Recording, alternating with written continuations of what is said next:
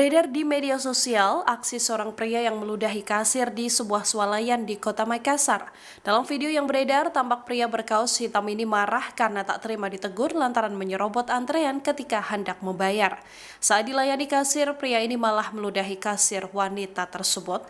Insiden ini diketahui terjadi di sebuah swalayan di Jalan Perintis Kemerdekaan, Kecamatan Tamalan Rea pada Rabu 24 Desember 2025. Belakangan terungkap bahwa pria yang meludahi kasir wanita ini merupakan seorang dosen di Universitas Islam Makassar atau UIM berinisial AS. Rektor UIM Makassar, Muammar Bakri membenarkan. Download Tribun X sekarang, menghadirkan lokal menjadi Indonesia.